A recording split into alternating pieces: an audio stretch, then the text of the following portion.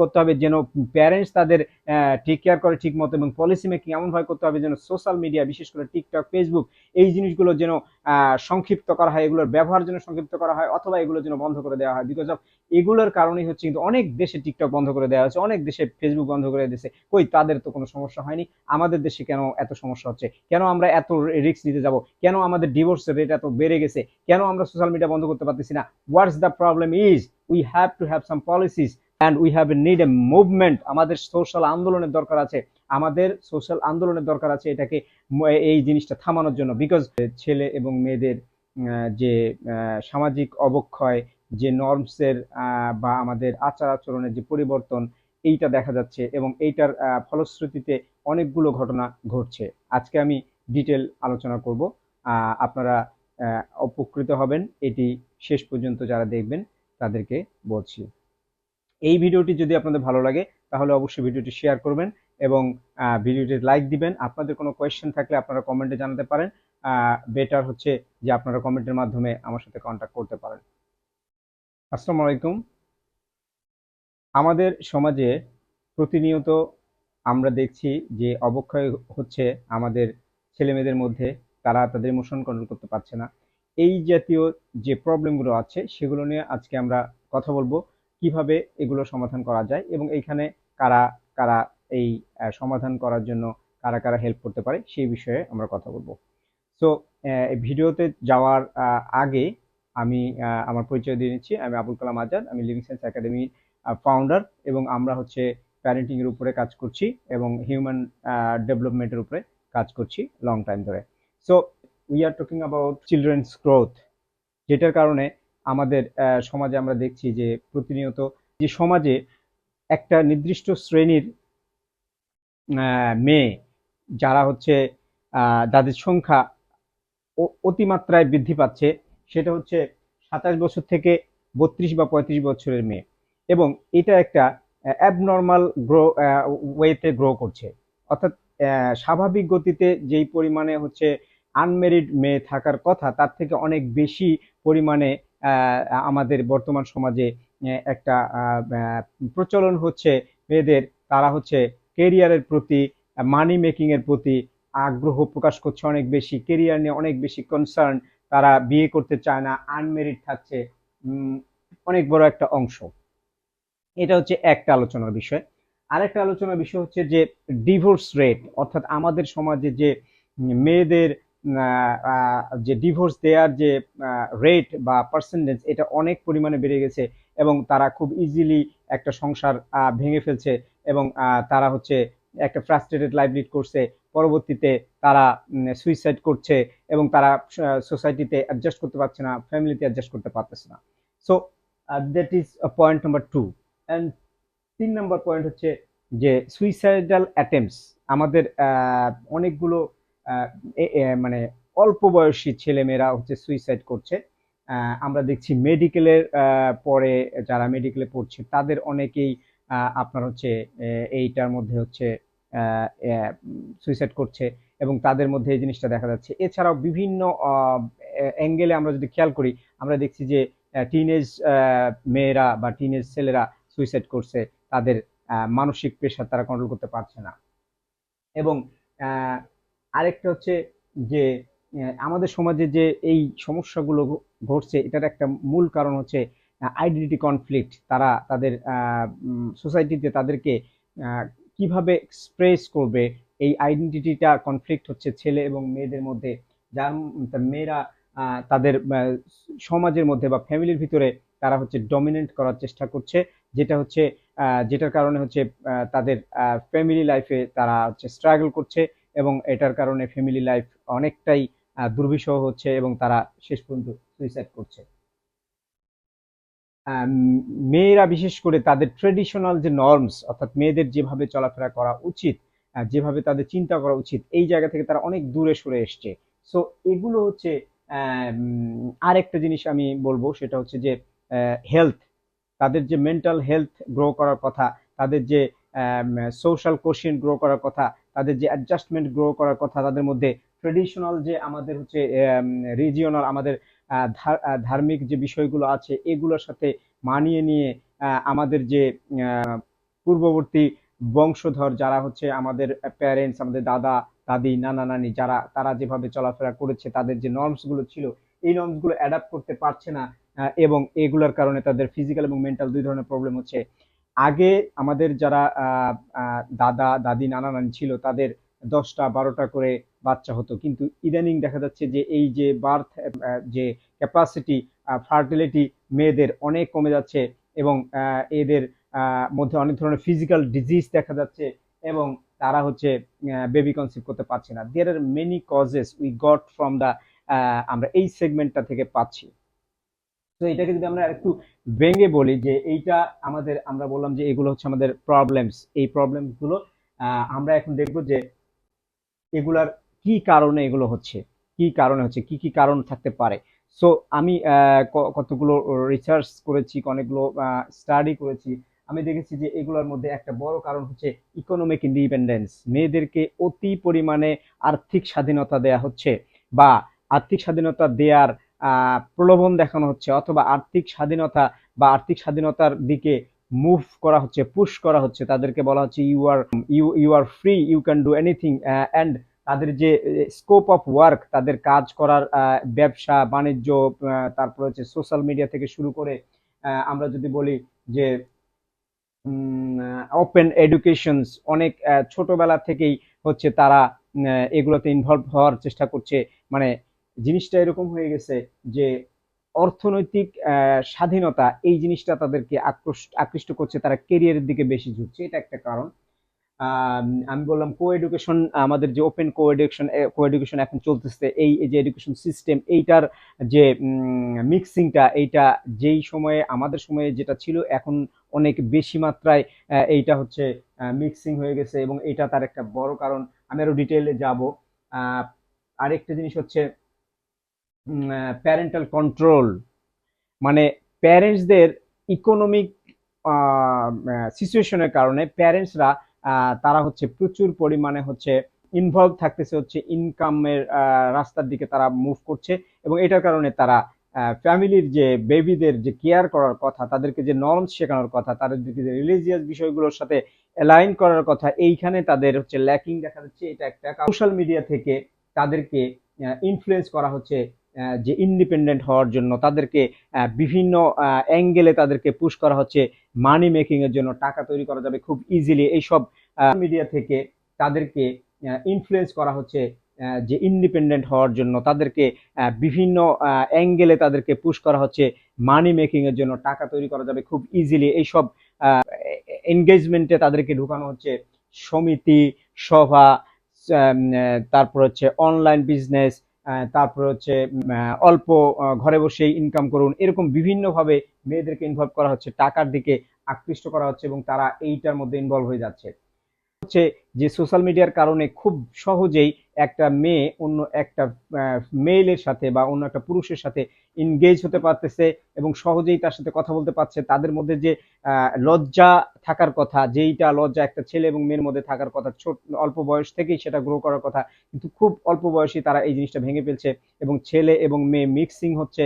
তাদের চলাফেরা অনেক বেশি বেড়ে গেছে, অনেক বেশি মিক্স হচ্ছে ছেলে এবং মেয়ের, যার কারণে মেয়েরা তাদের যে ফেমিনিন এনার্জিটা, এই ফেমিনিন এনার্জিটা লস্ট করে ফেলতেছে। তাদের যে ফেমিনিন ফিলিংটা, এই ফিলিংটা নষ্ট হয়ে যাচ্ছে, যার কারণে পরবর্তী জীবনে এটার অনেক ইফেক্ট দেখা দিচ্ছে। আমি ডিটেলে পরে আসছি। প্যারেন্টসদেরও একটা প্রবলেম আছে, তারাও হচ্ছে সোশ্যাল মিডিয়াতে অ্যাডিক্টেড, তারাও হচ্ছে ডিভাইসের মধ্যে অ্যাডিক্টেড। এটার কারণ হচ্ছে বাচ্চারা হচ্ছে ডিভাইসের মধ্যে অ্যাডিক্টেড হয়ে যাচ্ছে, সোশ্যাল মিডিয়াতে অ্যাডিক্টেড হয়ে যাচ্ছে।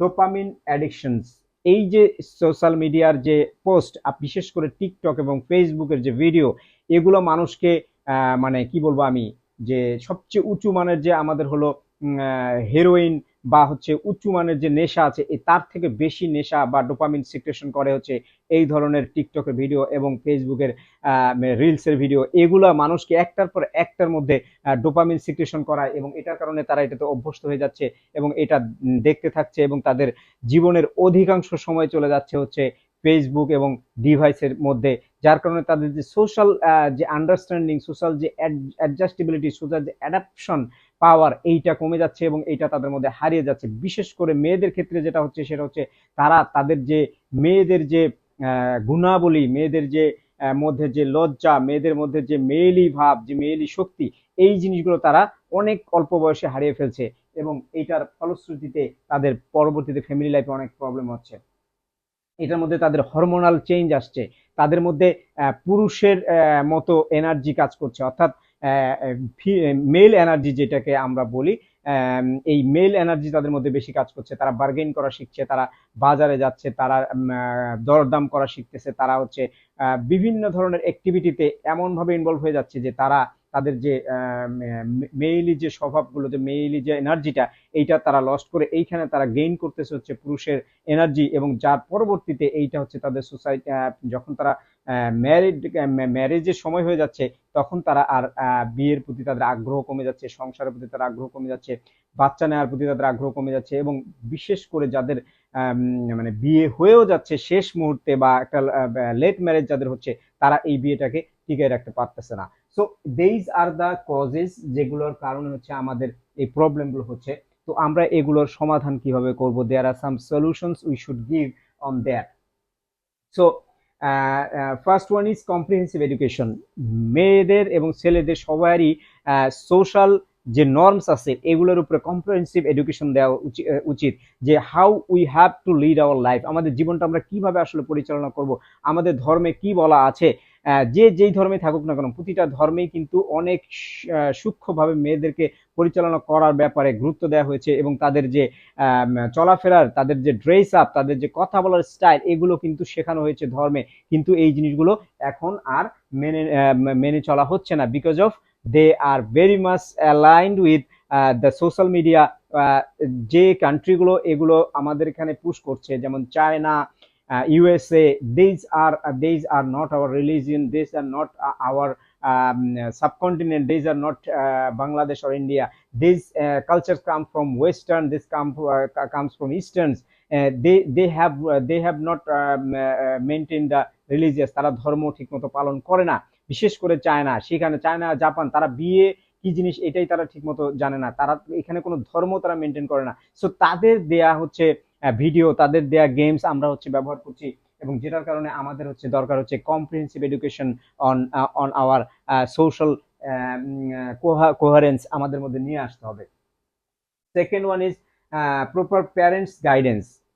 প্যারেন্টসদের একটা গাইডেন্স থাকা দরকার আছে, বিশেষ করে বাচ্চারা যতক্ষণ পর্যন্ত টিনেজ পার করেনি, তাদেরকে বাবা মাকে তাদেরকে স্কুলে নিয়ে যাওয়ার, স্কুল থেকে আসা, কলেজে নিয়ে যাওয়া, কলেজ থেকে আসা, এই কাজটা তাদের করতে হবে। তাদেরকে দেখতে হবে তারা আসলে ঠিক মতো তাদের কোন ফ্রেন্ড সার্কেলের সঙ্গে ঘুরতেছে, কোন ফ্রেন্ড সার্কেলের সঙ্গে তারা মিশতেছে, কাদের সাথে তারা চ্যাটিং করতেছে, কাদের সাথে তারা কথা বলছে, এই জিনিসগুলো একটু মনিটরিং করার প্রয়োজন আছে। নট অনলি দ্যাট, এইখানে আমি প্যারেন্টিং এর কথা কেন বলতেছি, parenting is a huge things, we have to learn on this. আমাদের এখানে প্যারেন্টিং এর কোনো ধরনের এডুকেশনস নেই। আমরা প্যারেন্টিং এর উপরে কাজ করছি, আপনারা চাইলে আমাদের সাথে কনসাল্ট করতে পারেন যে একটা ইফেক্টিভ প্যারেন্টিং কিভাবে করা যায়। প্যারেন্টস যদি বাচ্চাদেরকে ছোটবেলা থেকেই সেই নর্মস গুলো ভালো করে শেখাতে পারে, তাহলে এই বাচ্চাটা কখনোই এই ধরনের প্রবলেমে পড়বে না। 3 নম্বর হচ্ছে social counselling and social movement. এইটা আসলে কাউন্সিলিং এর মাধ্যমে একটু রিমুভ করা যেতে পারে, বাট এটার জন্য সোশ্যাল মুভমেন্ট দরকার আছে। সমাজে সবাইকে এগিয়ে আসতে হবে এই বিষয়ে দায়িত্ব নেওয়ার জন্য, কারণ এটা একটা অনেক বড় প্রবলেম হচ্ছে। একটা সমাজের একটা বিরাট অংশ মেয়েদের, যারা হচ্ছে বিয়ে করতে চাচ্ছে না, তারা হচ্ছে আনমেরিড থাকতে চাচ্ছে, তারা কেরিয়ারের উপরে ঝুঁকে পড়ছে, এবং তারা শেষ মুহূর্তে গিয়ে তারা আনমেরিড থেকে যাচ্ছে, এবং একটা সময় যাচ্ছে যখন তাদের আর বিয়ে হচ্ছে না। So this is a crisis. আমাদের এই ক্রাইসিস থেকে বের হয়ে আসতে হবে, এবং সেটার জন্য আমাদের পলিসি মেকিং করতে হবে, আমাদের সরকারকে দরকার হলে ইনভলভ করতে হবে। পলিসি মেকিং এমনভাবে করতে হবে যেন প্যারেন্টস তাদের টেক কেয়ার করে ঠিক মতো, এবং পলিসি মেকিং এমনভাবে করতে হবে যেন সোশ্যাল মিডিয়া, বিশেষ করে টিকটক, ফেসবুক, এই জিনিসগুলো যেন সংক্ষিপ্ত করা হয়, এগুলোর ব্যবহার যেন সংক্ষিপ্ত করা হয়, অথবা এগুলো যেন বন্ধ করে দেওয়া হয়। বিকজ অফ এগুলোর কারণেই হচ্ছে কিন্তু অনেক দেশে টিকটক বন্ধ করে দেওয়া হচ্ছে, অনেক দেশে ফেসবুক বন্ধ করে দিয়েছে। কই, তাদের তো কোনো সমস্যা হয়নি, আমাদের দেশে কেন এত সমস্যা হচ্ছে? কেন আমরা এত রিস্ক নিতে যাব? কেন আমাদের ডিভোর্সের রেট এত বেড়ে গেছে? কেন আমরা সোশ্যাল মিডিয়া বন্ধ করতে পারতেছি না? What's the problem is, we have to have some policies and we have need a movement. আমাদের সোশ্যাল আন্দোলনের দরকার আছে, এটাকে এই জিনিসটা থামানোর জন্য, because it is out of control. এটা আমাদের কন্ট্রোলের বাইরে চলে গেছে, আমরা কন্ট্রোল করতে পারতেছি না। প্রতিটি দিন হাজার হাজার নিউজ আসতেছে যে মেয়েরা সুইসাইড করতেছে। কেন সুইসাইড করতেছে? For these are the causes.